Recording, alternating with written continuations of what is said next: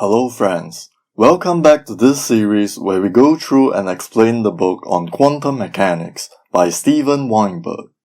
We are now at chapter 2 on the particle in central potentials. In the last video, the radal part of the electron wave function has been solved, and so complete the solution for the energy eigenstates of the hydrogen atom. The energies of such states are found to be discrete and are indexed by an integer n.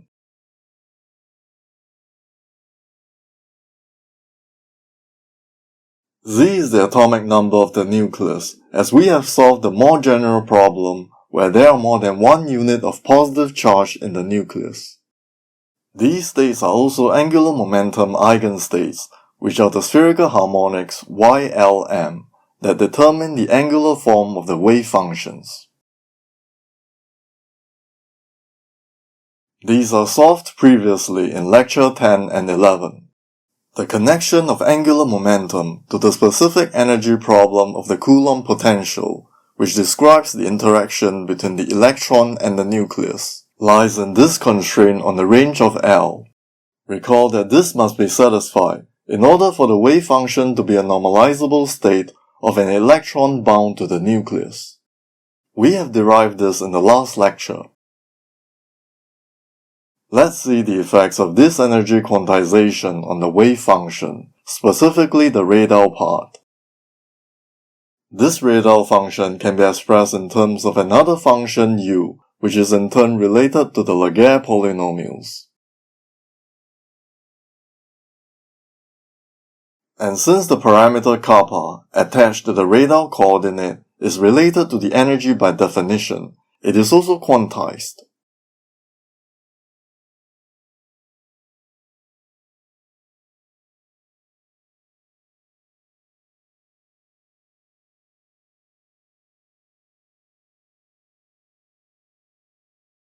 If we apply the quantization of energy in the yellow box to the relation between energy and kappa in the blue box, we can make the dependence of kappa on the quantum number n explicit.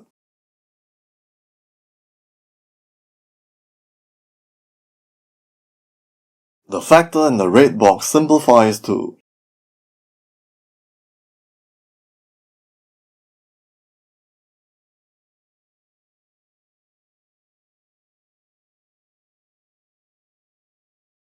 since the variable rule is dimensionless. This implies that kappa is of dimension inverse length. But which length? Here's the answer. The inverse of the term in the red box is what is known as Bohr's radius, which we denote by A. Thus kappa is just 1 over n times A.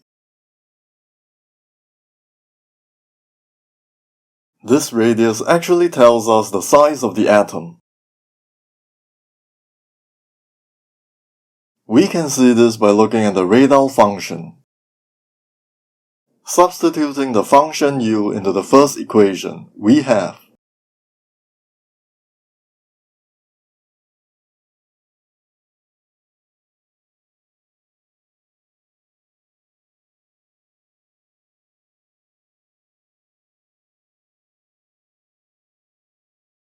Let's drop any constant factors to simplify things. We now look at the asymptotic behavior of the function r as r goes to infinity. In this regime, the polynomial f is dominated by its largest power, rd. D is the degree of the polynomial. D can be written in terms of the quantum numbers L and n by using the condition for bound states we have derived in the last lecture. Here we notice that there's a power of minus L, which will cancel with a similar power in the expression for the radal function. Thus the function capital R will be proportional to r to the power of n minus 1 times the decaying exponential in the limit of large radal distance. This exponentially decaying behavior would start to be significant once the argument kappa r gets bigger than 1. The value of r at this point would then give us the size of the atom. This is just the size of the electron wave function associated with the energy state n, which surrounds the nucleus. It is just n times Bohr's radius. The larger the value of n, the higher is the energy of the electron, and the further we could find it from the nucleus. This is quite intuitive. Here's a good way to remember this formula. Imagine the electron moving in a circular orbit around the nucleus with a velocity v. The resulting centripetal force experienced by the electron is just due to the Coulomb attraction by the nucleus. V is just momentum p divided by the electron mass. And de Broglie's formula can be used for momentum, ignoring any factors of 2 pi. We can then replace V in the force equation with the relation above.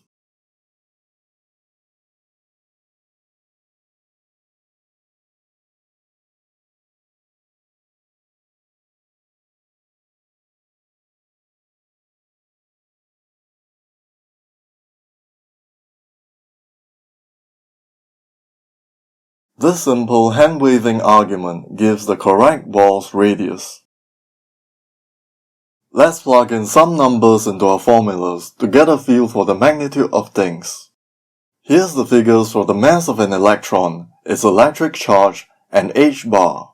Use these figures for practice, but refer to the NIST website in the description below for more current figures.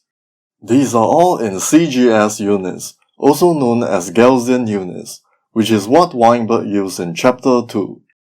CGS stands for centimeter, gram, and second that are used for the base quantities length, mass, and time in this system. The Coulomb potential takes a relatively simple form in these units compared with the usual SI units.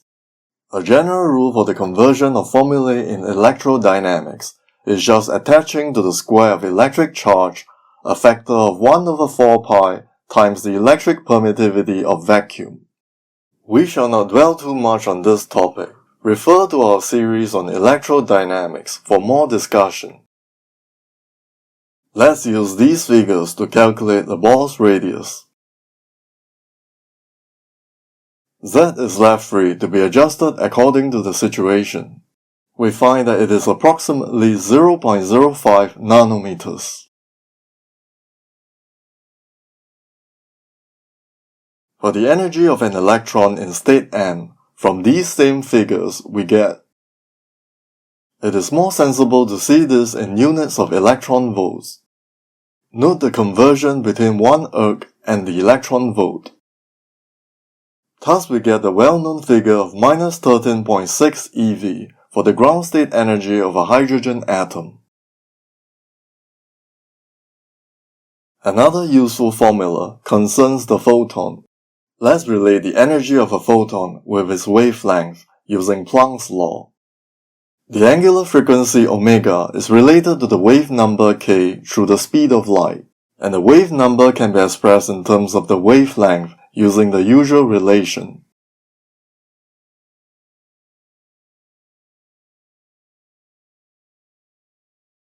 The speed of light c is given by.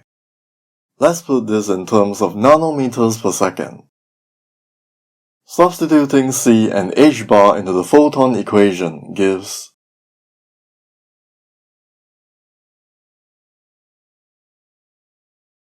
This allows us to relate the energy of a photon given in electron volt to its wavelength in nanometers. That is, to get the energy, we simply multiply the wavelength by the quantity in the red box. We can approximate this figure as 1000, which tells us that a 10 electron volt photon has roughly a wavelength of 100 nanometers. This is quite easy to remember and very useful. Another fact you may know is that the wavelength of visible light is roughly between 400 to 700 nanometers, that is, hundreds of nanometers. Notice that this is about 10,000 times larger than the radius of an atom. This is why we can't see an atom directly. From the yellow box above, we can roughly estimate the energy spacings between the levels of an atom to be in a range of tens of electron volts. This is also the energy of a photon emitted from an atom as spectral lines. Again, from the simple relation in the blue box, the wavelength of spectral lines is then roughly around hundreds of nanometers, which is also very large compared with the size of the atom. Therefore, the electromagnetic field of this radiation is effectively uniform across an atom. This justifies the use of the so-called long wavelength approximation when describing atomic radiation, which we will do eventually in the later part of this course. The energy equation we have derived is directly applicable to cases like the hydrogen atom.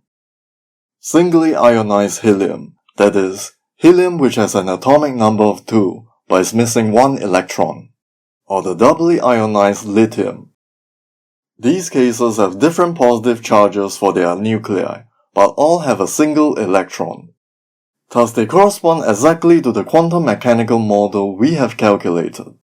But the equation in the yellow box is also a good approximation for some cases involving multiple electrons.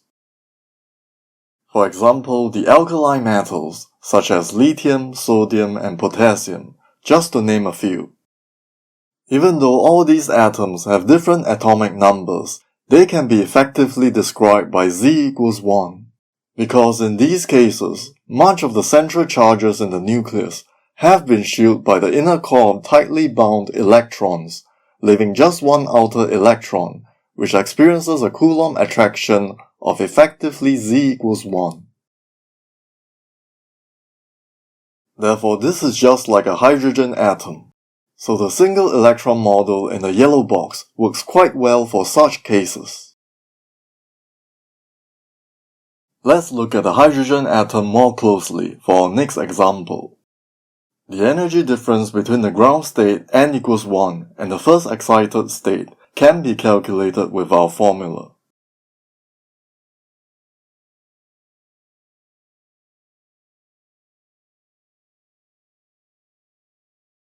This is roughly around 10 electron volts. Keep this figure in mind. The energy structure also affects the way hot gases cool in astrophysics. This is because most matter in the universe occurs in the form of hydrogen. The Boltzmann formula relates the average kinetic energy of a particle to the temperature of the gas to which it belongs. Thus, the Boltzmann constant can be used to convert energy to temperature in this context.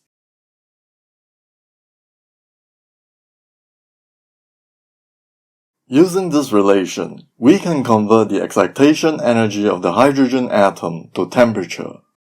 This 10 electron volt is equivalent to the average kinetic energy of a particle in a gas at 100,000 Kelvin.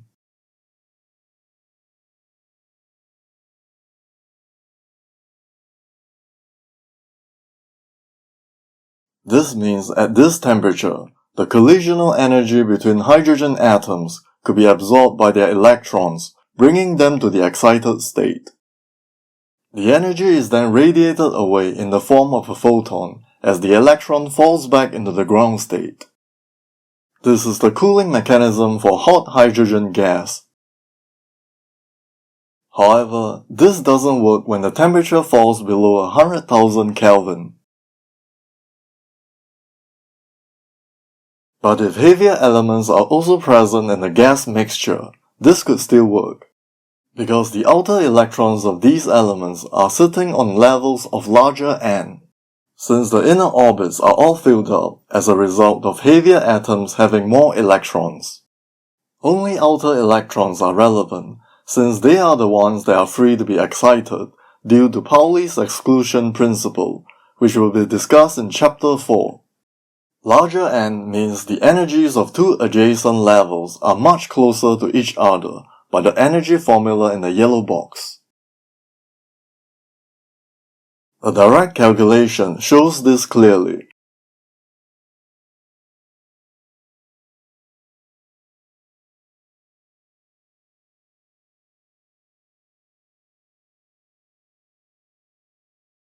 For large n, this is approximately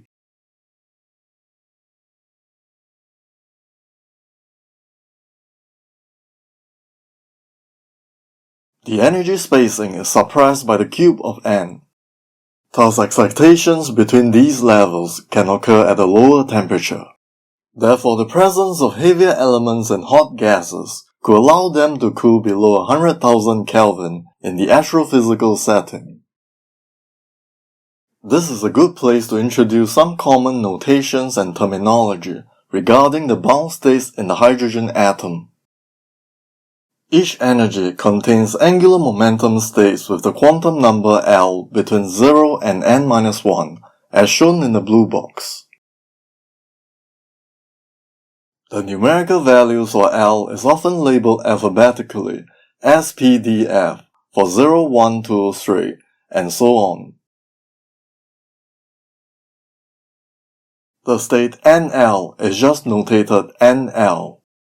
For example, 1s is the ground state with L equals 0.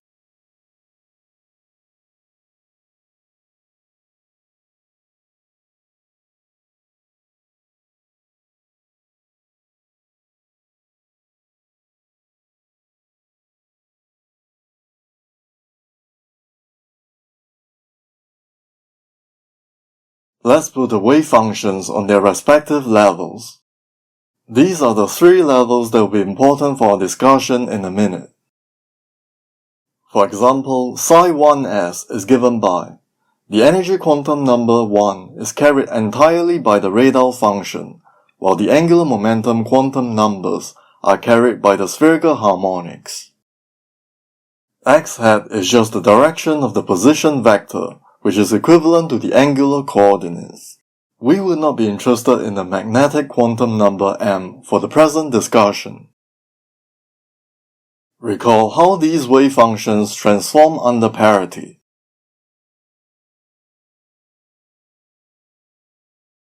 This is purely due to how the spherical harmonics themselves transformed, as we have shown in Lecture 12. Therefore, we are dealing with wave functions of definite parities.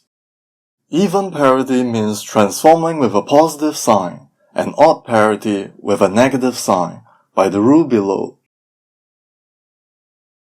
The parity of atomic states leads to what are known as selection rules. These determine what transitions between states can occur. From the parity transformation of angular momentum wave functions psi L, we can deduce how the ket L themselves transformed. This transformation is implemented by introducing the parity operator. We can therefore equate the function in the red box on top with the vector in the red box below, which is projected into position space. Since the state L is arbitrary, the relation in the blue box implies the following action of the parity operator on the position state X. If we apply the parity transformation one more time, this should leave the position unchanged, since two minuses makes a plus. Since this position is arbitrary, this implies that the square of the parity operator is the identity.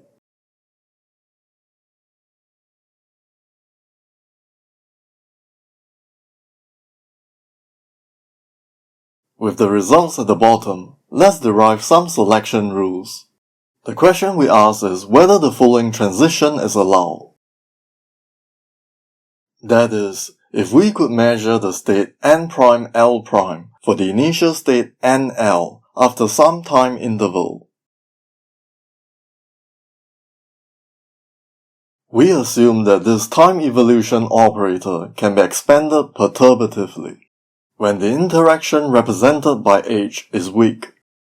This is just a schematic view of the actual calculation. Lots of details are omitted, but just enough is included for us to make the argument. H is roughly given by the operator X.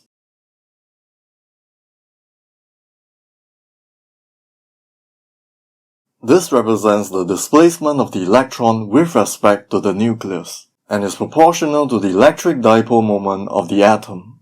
This couples to the electromagnetic field, which is the radiation emitted or absorbed by the atom.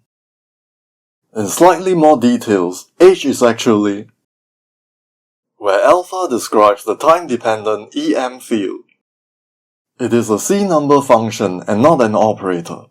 H is associated with the emission or absorption of one photon. More about this when we get to chapter 6. This term represents the dipole interaction between the atom and the EM field and will be sufficient to describe the atomic transitions in our discussion. Under parity, H transforms like X and is multiplied by a minus sign. This is implemented in the Heisenberg's picture in the usual way, where X is sandwiched by the parity operator.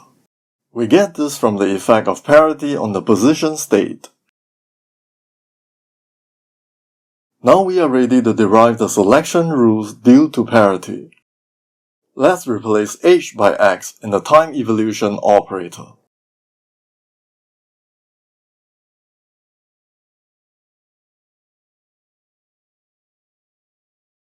Note that the reason we could get away with such a dramatic simplification is because we are merely trying to determine whether such an amplitude is non-zero and not its exact value. Let's first calculate the leading effect of this interaction, keeping up to just the first order in X. The identity operator can be dropped because we are looking at the transitional amplitude to a state different from the initial state, and the inner product between NL and M'L' is equal to 0.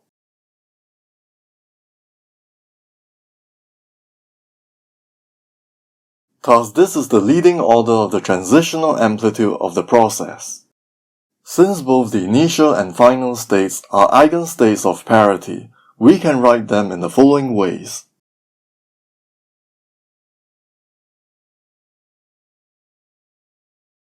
Using the first equation below. This means the amplitude is equal to, and we notice the transformation of X in the Heisenberg's picture. Gathering all the minus signs to the front.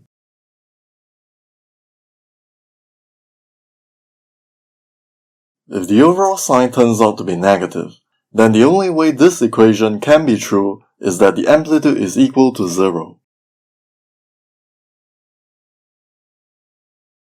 This is to say, if L plus L' plus 1 is odd, then the process we are considering is not allowed.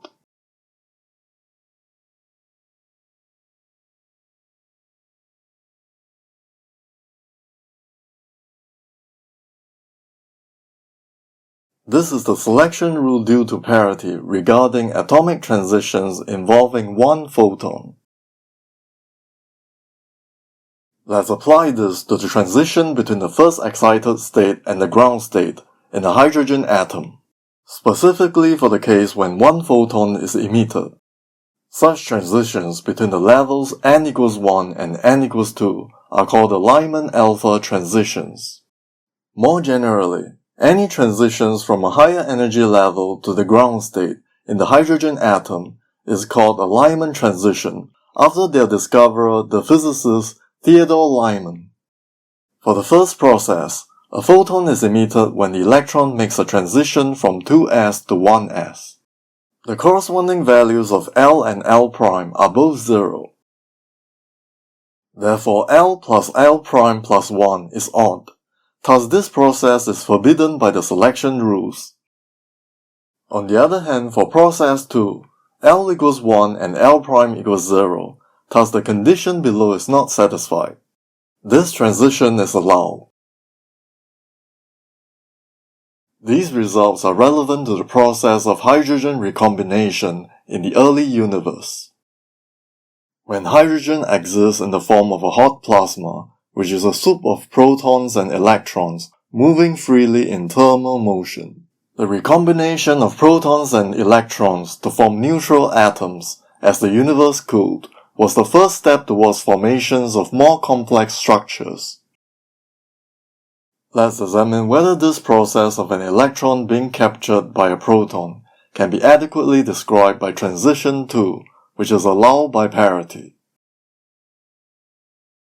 Notice that the same photons being emitted during the transition to the ground state can similarly be reabsorbed through an inverse process and bring the electron back to the excited state.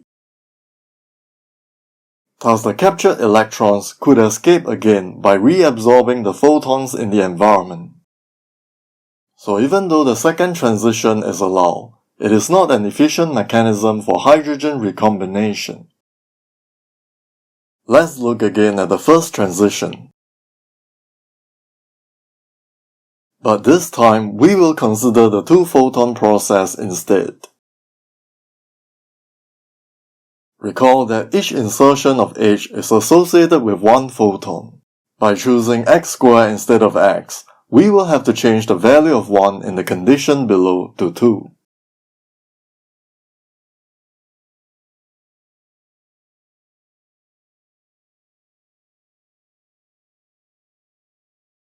For the two-photon version of this transition, the parity condition below is no longer satisfied. Thus, this process is allowed by parity.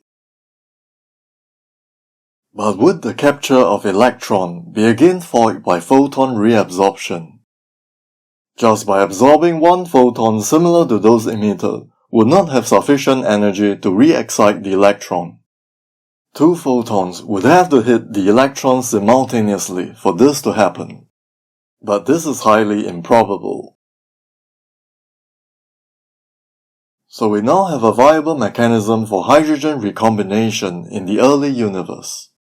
We can make all these predictions just by using the parity of electron-bound states in the hydrogen atom. This concludes our discussion for this topic. Another important model for quantum systems and central potentials is the 3D harmonic oscillator. This is the subject of our next video.